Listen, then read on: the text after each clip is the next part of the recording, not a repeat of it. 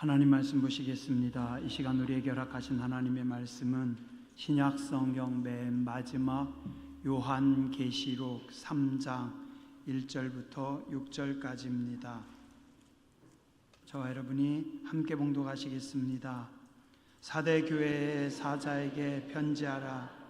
하나님의 일곱 영과 일곱 별을 가지신 이가 이르시되 내가 내 행위를 아노니 내가 살았다는 이름은 가졌으나 죽은 자로다. 너는 일깨어 그 남은 바 죽게 된 것을 굳건하게 하라.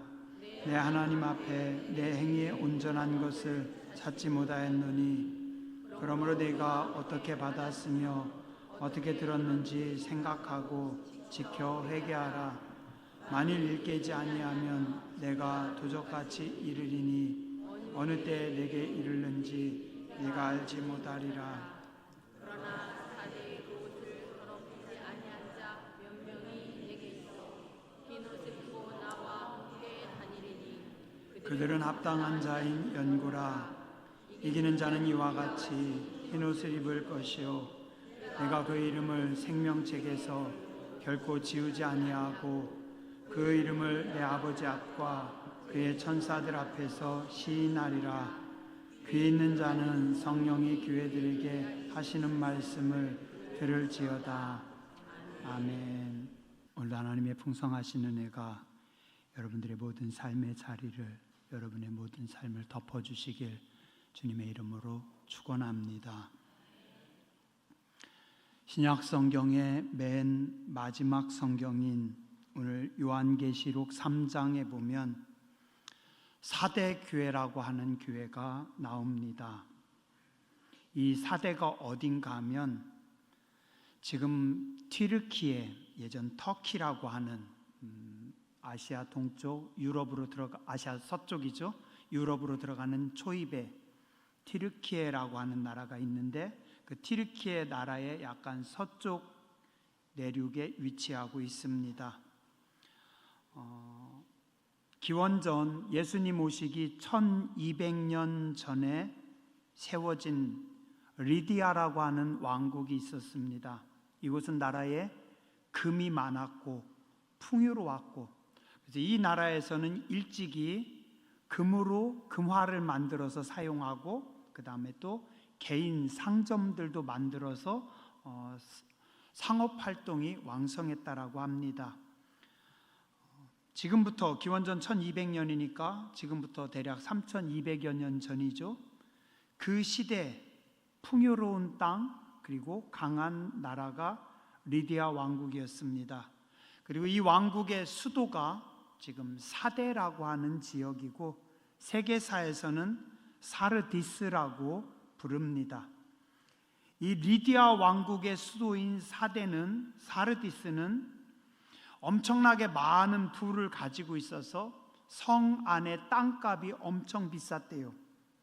지금 우리로 따지면 서울 강남에 강남 땅 한 평이 몇 천만 원이라면서요. 어떤 데는 몇 억이 가는 땅도 있대요. 그런데 그 정도로 이곳도 풍요롭고 그리고 비싼 동네였다고 합니다. 그런데 이 도시는 돈만 많았던 것이 아니라 아주 튼튼하게 잘 지어진 난공불락의 성체였습니다. 남쪽에 올라가는 작은 입구 하나를 빼고 나머지는 모두 가파른 산으로 절벽으로 둘러싸여 있습니다. 이 사르디스는 해발 250m 높이의 높은 산을 마치 칼로 깎아 세운 것 같은 절벽이 있고 그 안에 도시를 들어가려고 하면 출입구가 아주 좁대요. 그리고 그 좁은 입구를 통과해서 들어가면 큰 부지와 넓은 평원이 있어서 그 안에 도시가 잘 건설됐고, 이런 지형적인 특성 때문에 적들이 이 땅을 쳐들어오려면 아주 좁은 땅을 통과해야 되고, 그곳에 군사들 조금만 배치해 놓으면 어떤 군대도 뚫을 수 없는 그런 성이었다고 합니다. 그런데 기원전 547년 페르시아의 군대가 이곳에 쳐들어옵니다. 세계 최강의 군대라고는 하지만 페르시아가 이 4대 사르디스를 포위하고서도 올라가질 못합니다. 너무 험악하기 때문에 14일이나 어떻게 할 수 있는 길이 없었는데, 그러다 보니까 성 안에서는 그냥 출입구만 잘 지키고 있으면 돼요. 어느 날 이 사르디스 지역의 언덕 아래에 갑자기 위에서 뭔가 하나 떨어집니다. 굴러 떨어졌어요. 뭔가 하고 봤더니 성 위를 보초하던 군인이 꾸벅꾸벅 졸다가 깜빡해가지고 철모를 밑에 떨어뜨린 거예요. 철모가 성벽 밑으로, 저 밑으로 굴러 떨어졌습니다. 깜짝 놀랐죠? 자, 그런데 그거를 밑에 있는 페르시아 군인 중에 누군가가 봤나 봅니다. 자, 이 철모를 떨어뜨린 그 4대 군인이 자기만의 아는 길이 있었나 봐요. 그 절벽 틈 사이로 내려가는 비밀 통로로 조용히 내려가서 자기가 떨어뜨린 철모를 주워가지고 올라갑니다. 이 모습을 페르시아의 군인이 봤어요. 이게 웬일이야? 저 철옹성으로 올라가는 비밀 통로가 있구나. 그 길을 잘 봐뒀다가 밤에 페르시아의 특공대가 그 비밀 통로로 올라가 보니 몇 명 군인들이 지키지도 않고 그 지키는 몇 명의 군인들도 자고 있는 겁니다. 그 군인들 제거하고 성문 열어서 한순간 하룻밤에 그 철옹성이 뚫려버리고 말았습니다. 예수님 오시기 547년 전에 그런 과거의 부끄러운 역사를 가진 4대 교회를 향해서 오늘 예수님께서 요한계시록 3장 3절에 경고하십니다. 내가 도적같이 이르리니 어느 때 내게 이르는지 내게 알지 못하리라. 네가 풍요롭다고? 너희 성이 완전하게 안전하다고? 어느 날 갑자기 도적같이 적군이 쳐 들어올 것이고, 그러면 너희는 한순간 다 무너질 수 있다. 정신 차리고 신앙생활 해라. 어쩌면 그들은 앞으로 100년을 먹고 살, 혹은 1000년을 자기들은 살 수 있다라고 큰 소리 쳤었는데, 아무도 어떤 군대도 절대로 뚫을 수 없는 철옹성이라고 했는데, 그곳에서 편하게 잠자던 4대 시민들 하루아침에 그냥 다 멸망하고 맙니다. 요한계시록 3장 1절, 오늘 예수님께서 말씀하십니다. 내가 내 행위를 아노니 네가 살았다 하는 이름은 가졌으나 죽은 자로다. 돈이 많으니까, 경제적으로 여유가 있으니까 살아있다고? 건강하니까, 튼튼하니까 살아있다고? 이 정도면 잘한다라고 생각한다고? 오늘 예수님께서 무섭게 책망합니다. 살았다고 하는 이름은 가졌으나, 이름은 있는데 너희는 죽은 자다. 4대 교회는 교회가, 성도가 이름은 있는데 실상은 죽은 자라고 예수님께서 책망하십니다. 무엇 때문에 예수님께서 이렇게 무섭게 책망하실까요? 말씀 준비하면서 제가 잊었던 30년 전의 기억이 하나 떠올랐습니다. 울산에 천목회 나갔습니다. 그 당시 결혼하기 전에 20대 중반의 나이로 총각으로 지하에 갔는데, 그때 지하 18평이었던 것 같아요. 그래서 그 한쪽 이렇게 나눠가지고 이쪽은 예배실, 그리고 나머지 공간에서 전기장판, 나무로 이렇게 그 틀 하나 짜고 거기에 전기장판 깔고 살았어요. 바로 옆에 하수구가 있는데, 지금 우리 교회 지하 식당 그 싱크대, 설거지하는 그 통 바로 옆에 물 빨아내는 그거 뭐다 있죠, 그죠? 똑같이 생긴 거 있었어요. 어느 정도 물이 차면 웅 하고 울리면서 물을 빨아냅니다. 그 바로 옆에서 잠자고 살았어요. 성도님들 처음에 한 분도 없었습니다. 근데 그 당시 제가 저한테 한 7년 선배 목사님을 만났는데, 그 선배 목사님께서 저한테 한마디 하셨어요. 너는 열심도 없고 게을러서 목회를 제대로 하지 못하는 것 같다. 깜짝 놀랐어요. 선배 목사님이 이야기하시니 뭐라고 말도 못하고, 그 목사님이 전화하시나?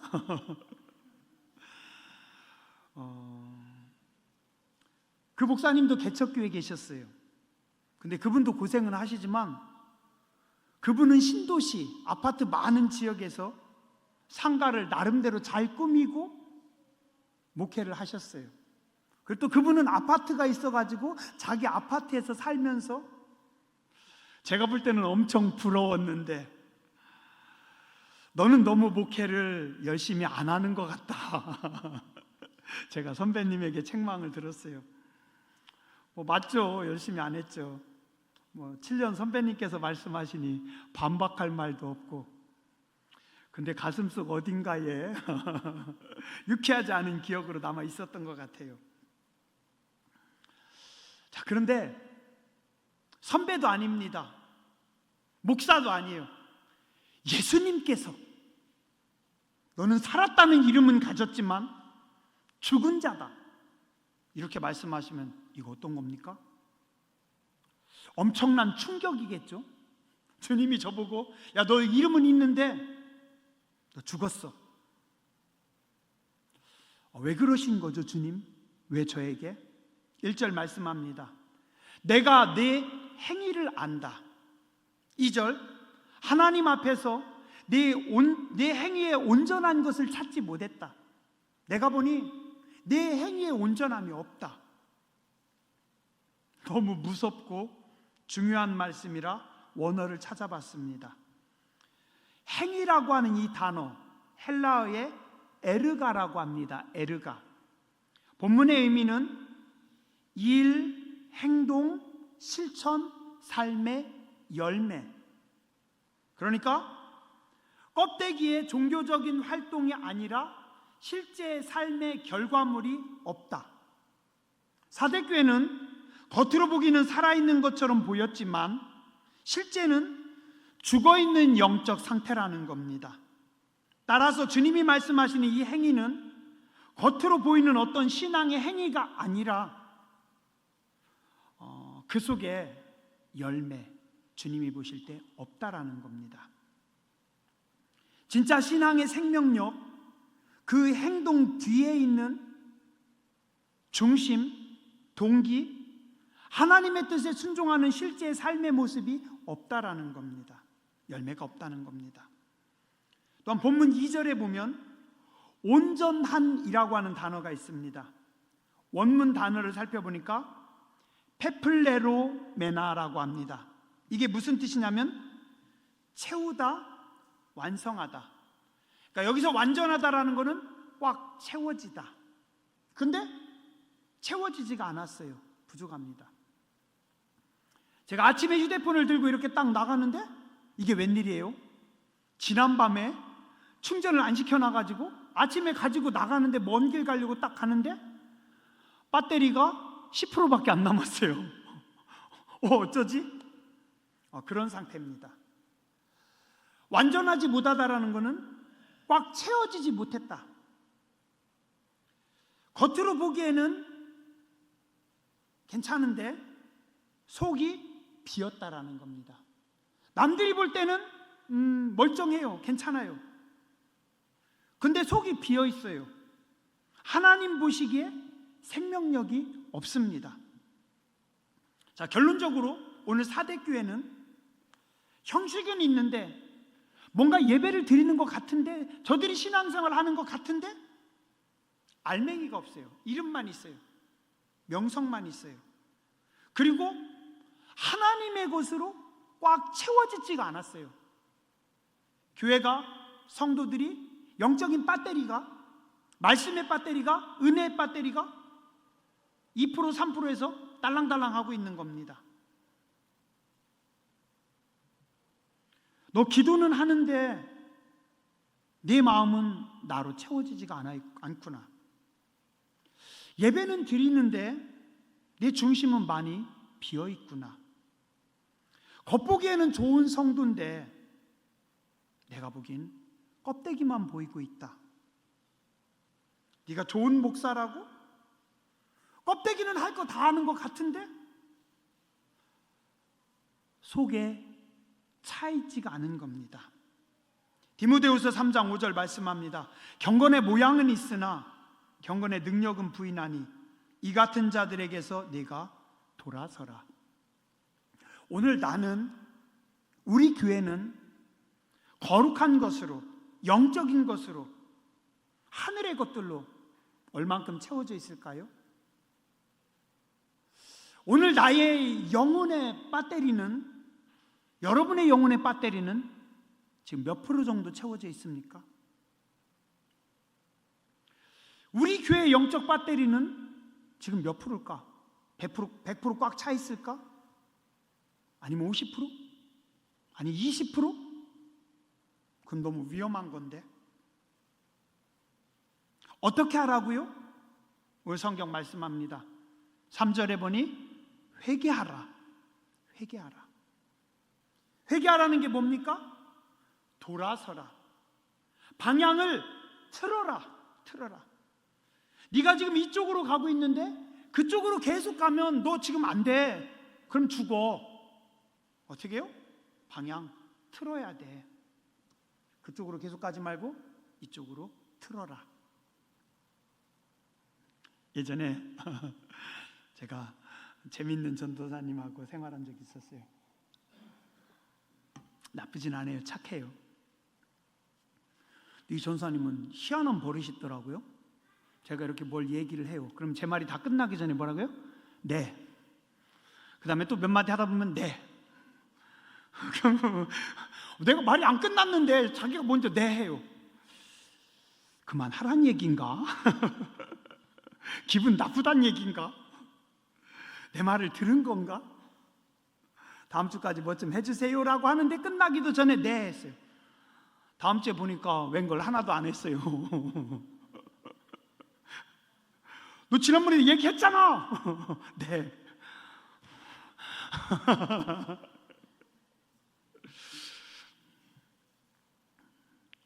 입으로만 죄송해요. 네, 알았어요. 아니 그런 거 말고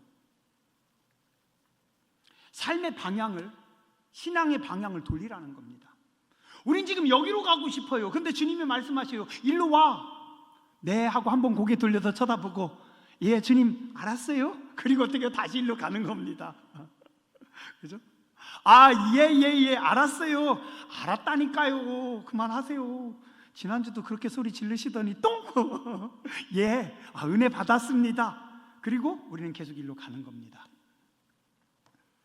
행동으로, 삶으로 바꾸라는 겁니다.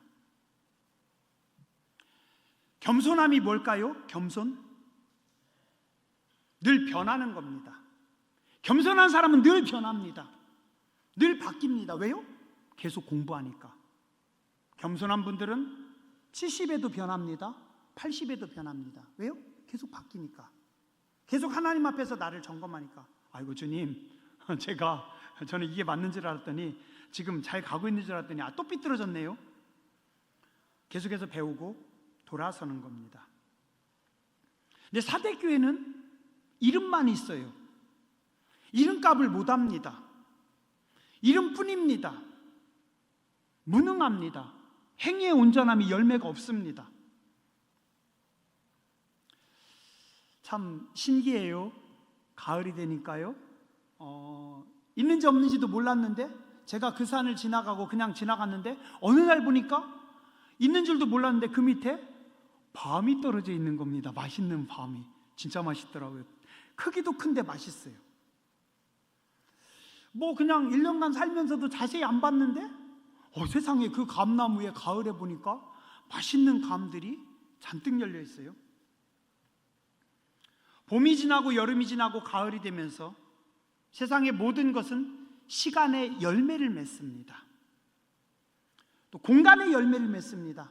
자기가 차지하고 있는 그 공간만큼, 자기가 받아들인 햇빛의 양만큼 광합성 작용을 하고 안 보이는 땅 속에서 거름을 빨아내고 도대체 쟤는 어디서 거름을 빨아냈을까 하는 생각이 들 정도로 신기하게도 자기 공간에서 때가 되니까 열매를 맺더라고요.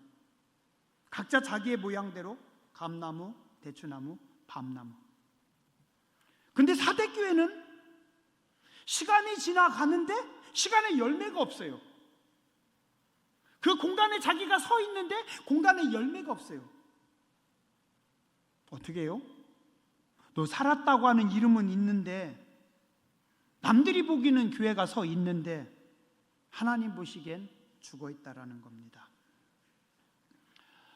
행여라도 우리의 걸음이, 우리의 삶이 흐트러졌다면, 주님 보시기에 조금 내가 몸이 틀어져 있다면 우리는 회개해야 됩니다. 돌려야 됩니다. 주님이 기뻐하시는 자리에 서서 선한 열매들을 내놓아야 합니다. 둘째로 거룩하라고 말씀하십니다. 거룩하라고. 4절에 보니 그래도 이름뿐인 것 같은 사대교회 몇 명은 주님이 보시니까 뭐예요? 몇 명은 그래도 하얀 옷 입고 있네. 몇 명은 깨끗한 옷 입고 있네. 이 말은 뭐예요? 그들 중에 몇 명은 거룩하게 깨끗하게 살아가고 있다라는 겁니다. 왜 이 말씀하세요? 나머지 대다수도 니들도 그렇게 해라. 사대교회 2%가 거룩하고 깨끗하면 나머지 98%도 너희도 어떻게 하라고요? 너희도 옷 좀 빨고 너희도 하얀 옷으로 바꿔 입고 뭔가 너희도 달라져라. 5절에 말씀합니다. 사대 그 옷을 더럽히지 아니한 자, 이기는 자는 이와 같이 흰 옷을 입을 것이요. 뭐 하라고요? 하얀 옷을 입으라. 내가 그 이름을 생명책에서 결코 지우지 아니하고 그 이름을 내 아버지 앞과 그의 천사들 앞에서 시인하리라. 어떻게 하라고요? 하얀 옷을 입으라. 너희도 깨끗한 옷을 입어라. 사람들의 유혹과 세상의 평가를 이기라는 겁니다. 그들과 다름으로 너희가 인생을 살아가라는 겁니다. 제가 만약에 이 옷을 입고 지금 이 가운을 입고 논에 가면 어떨까요? 바다에 제가 이 가운을 입고 화장님 제가 도와드릴게 하고 바다 배를 타면 어떨까요?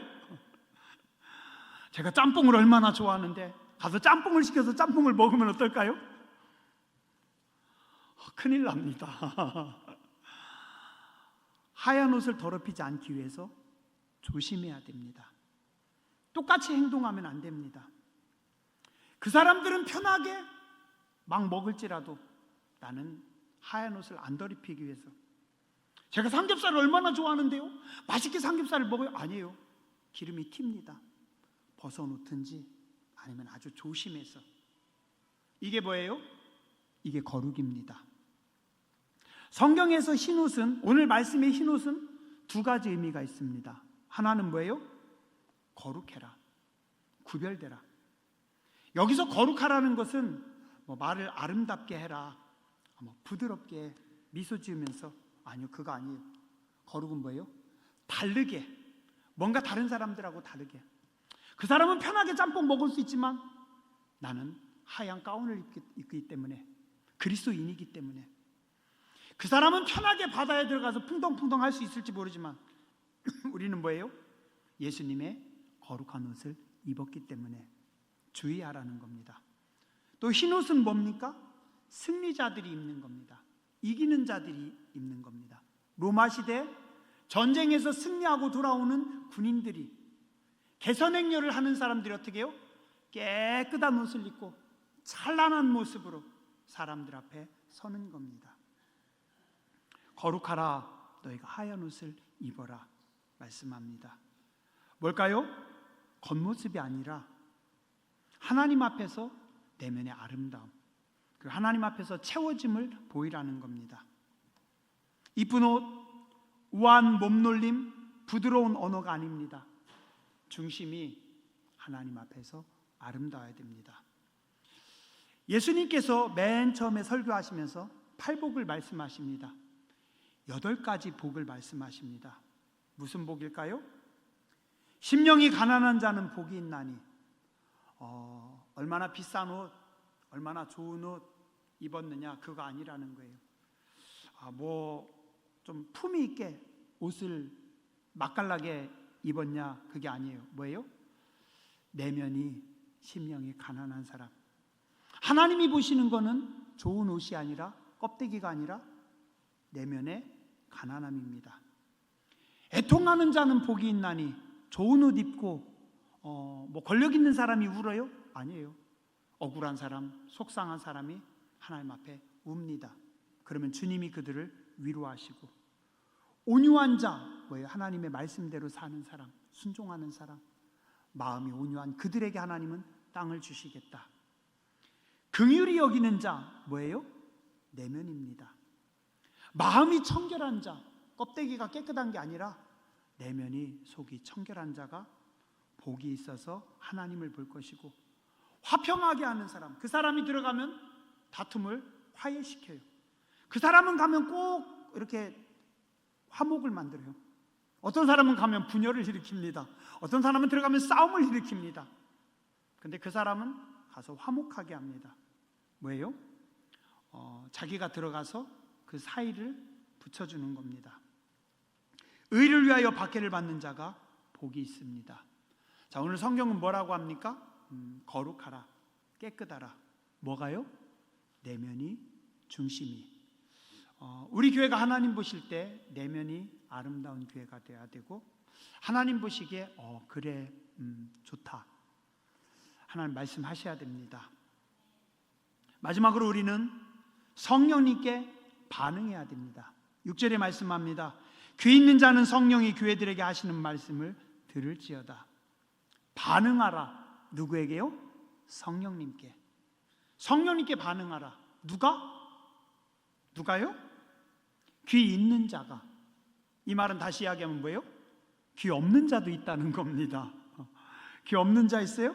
혹시 오늘 여기에 귀 없는 분 있어요? 있습니다. 죄송한데 귀가 나는 있는 줄 알았는데 귀가 없어요. 이사야 6장 9절에서 10절.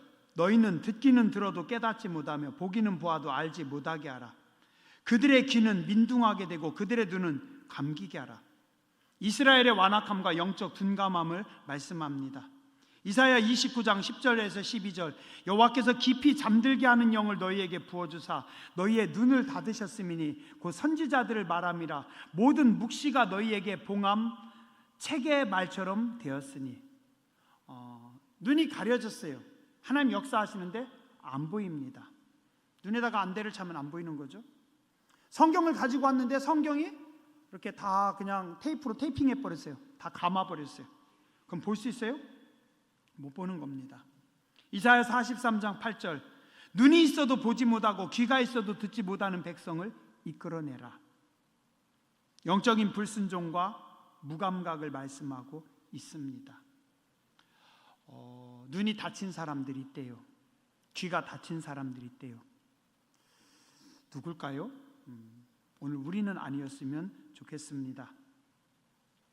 살아있음과 죽었음의 가장 큰 차이는 뭘까요? 살아있는 것과 죽어있는 것의 차이. 반응입니다. 반응. 죽은 자들은 외부의 자극에 반응하지 않습니다. 반응할 수 없습니다.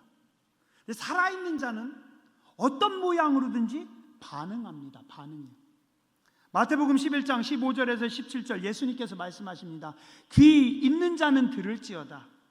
이 세대를 무엇으로 비유할까? 비유하건대 아이들이 장터에 앉아 제 동물을 불러 이르되 우리가 너희를 향하여 피리를 불어도 너희가 춤추지 않고 우리가 슬피 울어도 너희가 가슴을 치지 아니하였다 함과 같으니라. 반응을 안 한다는 거예요. 그럼 뭐예요? 반응이 없으면 죽은 거죠. 생명이 있는 고기나 힘이 있는 고기는 파도를 뚫고 나갑니다. 생명이 없으면 환경에 무너집니다. 그러나 살아있는 연어는 거친 대서양 파도를 뚫고 나갑니다. 태평양의 파도를 헤치고 심지어는 폭포도 뚫고 올라갑니다. 죽은 자는 항상 환경을 탓합니다. 물살이 거세서, 환경이 안 좋아서, 이래서 저래서. 살아있는 성도는, 깨어있는 교회는 환경을 이기고 시대를 뚫고 나가는 겁니다. 영적으로 죽은 자들은 감각이 없습니다. 무감각합니다. 말씀을 들어도 반응할 수가 없습니다. 말씀을 들어도 그 다음 주에 변화가 없습니다. 불순종합니다. 무감각합니다. 무반응합니다. 죽은 자들은 들어도 못 듣고 보아도 깨닫지 못합니다. 그러나 살아있는 자들은, 깨어있는 자들은 어떻게 해요? 반응합니다. 반응합니다. 우리 성경은 말씀합니다. 성령이 교회들에게 하는 말씀을 들을지어다. 하나님의 말씀을 듣고 너희가 반응하라. 성도는 항상 목마름이 있어야 됩니다. 거룩한 목마름이 있어야 됩니다.